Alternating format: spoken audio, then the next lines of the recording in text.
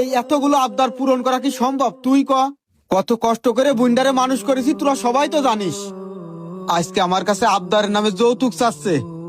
আজকে আমার কাছে কথাগুলো এমন ভাবেই করছে, মনে হচ্ছে যৌতুক না, টাকাগুলো আমার কাছে পাবে, আমার কাছে রাখে গেছে, এখন দিতে হবে। তাহলে তুই এই জায়গা আমি কি করে আত্মীয়তা করব? ভাই মন খারাপ করিস নে, এরকম পরিবারের সাথে আত্মীয়তা করা লাগবে না। উপরে আল্লাহ তো আছে, আল্লাহ যে কোনো একটা ব্যবস্থা করে দেবে। থাকলে আমি চলে গেলাম। আচ্ছা যা। হায় আল্লাহ, তুমি আমার বুন্ডার কপালে কি লিখে রেখেছো মাবুদ, কিছুই জানি নে কি হবে। কাকা, ছেলে কিন্তু দেখতে শুনতে মাশাল্লাহ ভালো, ভালো চাকরিও করে। এখন আপনি ভাইবে দেখেন, আমাদের রিমিরে কিন্তু ওই ছেলের সাথে খুব ভালো মানাবে। ছেলে তো বাবা আমারও মাশাল্লাহ খুব পছন্দ হয়েছে। তাহলে তো ভালো খবর। আব্বা, হ্যাঁ বাবা, ছেলে পকেটে ফোন দিল। ওরা ফোন দিয়েছে? কি বলেছে বাবা? আব্বা, ওরা যা বলতেছে ওগরে কথাটা আমাদের পক্ষে অসম্ভব হয়ে যাবে না। কি এমন কথা বলেছে বাবা যে আমাদের মানা কষ্ট হয়ে যাবে?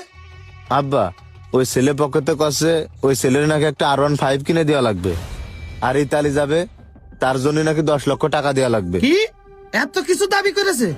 যৌতুক দিয়ে আমি আমার মেয়ে বিয়ে দেব না। দরকার হয় আমার মেয়ের আমি বাড়ি রেখে দেব, তাতে আমার মেয়ের বিয়ে হোক বা না হোক।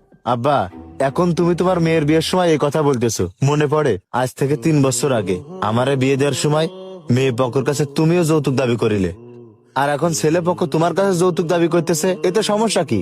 তুমি যখন আমার বিয়ের সময় মেয়ে পক্ষের কাছে টাকা চাইলে, সেই সময় ওইটা হইলো আবদার, আর এখন ছেলে পক্ষ তোমার কাছে টাকা চাচ্ছে, এইটাই গেছে যৌতুক। ওই সেই দিন শুধুমাত্র তোমার এই আবদারের কারণে ওই পরিবারটা চোখের পানি ফেলছিল। ওই দিন ওই মেয়েকে আমার খুব পছন্দ হয়েছিল, কিন্তু তোমার এই আবদার, তোমার এই লোভ, এই লোভের কারণেই ওই মেয়েকে আমার আর পাওয়া হলো না। আমাদের সবাইকে একদিন মৃত্যুবরণ করতে হবে, তাই আমাদের সবাইকে এই লোভ, লালসা, এই সমস্ত বিষয় থেকে বেরিয়ে আসতে হবে।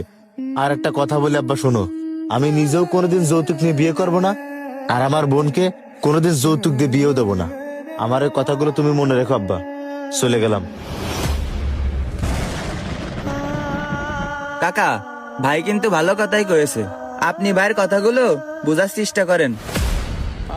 আমাদের গ্রামের ভাষায় একটা কথা বলে, পরের বেলায় 4 আনা আর নিজের বেলায় 16 আনা। হ্যাঁ ভাই, অবশ্যই আপনার কর্মফল আপনাকে ভোগ করতেই হবে।